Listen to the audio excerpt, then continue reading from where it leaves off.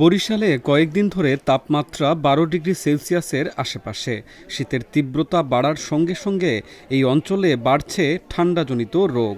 সর্দি, কাশি, গলা ব্যথা, শ্বাসকষ্ট, ডায়রিয়ার পাশাপাশি চর্মরোগে আক্রান্ত হয়ে অনেকেই আসছেন হাসপাতালে।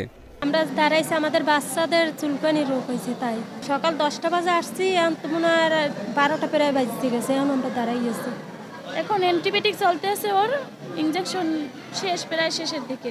আরও 2টা না 3টে পাইবে, মানে একটু এখন আগের থেকে পরিবর্তন উন্নতির দিকে আছে। অ্যালার্জি আর কি, অ্যালার্জির জন্য এখানে আসছি। এখন তো ওই লাইনে দাঁড়াইছি, রোগীর চাপ বেশি আর কি। বরিশালের শেরি বাংলা মেডিকেল কলেজ হাসপাতালে গিয়ে দেখা যায় সকাল থেকে দুপুর পর্যন্ত হাসপাতালের বহির্বিভাগে রোগীদের লম্বা লাইন, যার অধিকাংশই শিশু এবং বয়স্ক।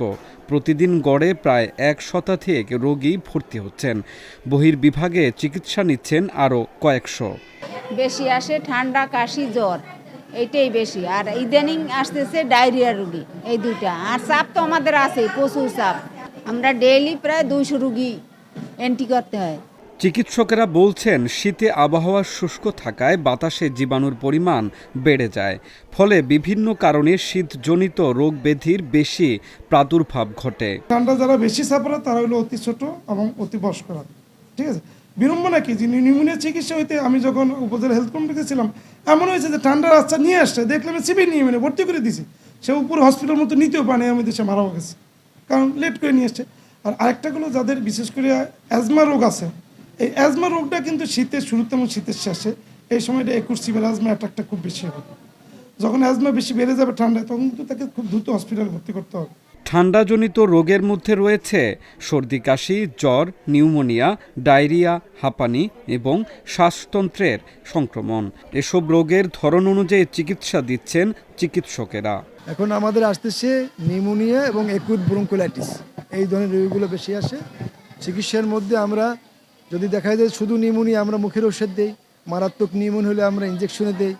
আর একুট ব্রঙ্কোলাইটিসের জন্য আমরা সাধারণত নেবুলাইজ করে দিই।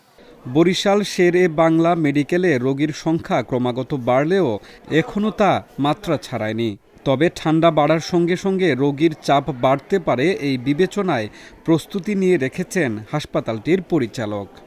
যখন শীত বেশি পড়ে, 2 ধরনের রোগী বাড়ে আমাদের। একটা হচ্ছে বয়স্ক রোগী, একটা শিশুদের রোগী। শিশুদের ক্ষেত্রে রেসপিরেটরি ইনফেকশন হয়, আর বয়স্কদের ক্ষেত্রে বিভিন্ন বাতজনিত সমস্যা হয়। যতটুকু শীত পড়েছে সোফার আমাদের রোগী সেরকম বাড়েনি এখনো। যেমন গতকাল হচ্ছে, আজকেও রোগী কম, 1718 কম। যদি এটা আর একটু প্রলম্বিত হয় শীতটা, সেক্ষেত্রে হয়তো আমরা আশা করতে পারি বয়স্কদের বাড়বে, বা সেটার প্রস্তুতি আমাদের আছে, সমস্যা নেই।